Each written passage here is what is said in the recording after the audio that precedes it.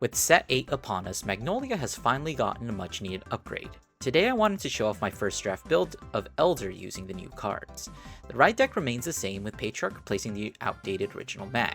This makes our turn 3s into actual turns and allows for 5 to 6 attacks during our first grade 3 turn. The top end of the main deck remains the same, with the 4 Elder, 3 Largov, and Forbidal. Elder is much less needed, so it's possible we could even cut the Forbidal, but the card is still very strong. The grade 2 lineup looks the same, keeping the 4-3 ratio the bonus body to Goyle Dotes. For now, I'm keeping the playset of Sea Rumble in. While this set did introduce a cycler specific to mag, it's less versatile in this deck, as it only works when riding up and can't be fetched by Largov.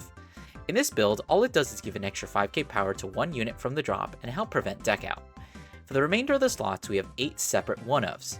Because of the extreme toolbox nature of the deck, once these cards leave the deck, they can be played, reused, and recycled as many times as needed. Elder's biggest issue in the past is that it used more soul than it could generate. The new cards, Commandant and Voyard, fix this issue by giving the deck more soul to play with. The set order package gives the deck more defensive options, the ability to reuse PGs, and intercept within Largov.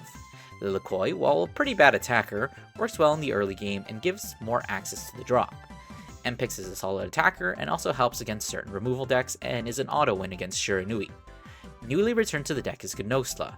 The deck finally has enough space to include a way to make our numbers actually threatening. With the inclusion of a few new cards that include CB, Alpin returns as well, getting us more use of our CB. The grade 1 lineup has been greatly reduced to only 2 copies of the Mayorasi, who, when combined with Gnosla, can baton pass trigger power to 3 separate units. Our last one-of is a copy of Habitat. Not only does it search out our important pieces, but it lets us dig for any of the other one-ofs we may need for any given situation. More PGs is standard, with Elementaria for the straight guard restrict.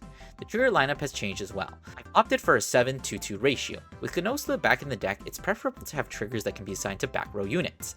However, our deck still does contain many weak attackers, and the fronts help them achieve good numbers while also being good shield value. Draws are much less necessary now that the deck is less piece reliant. As a final note, you should be playing the Sylvan Horn Beast triggers just in case you need to call them off Lil'Koi.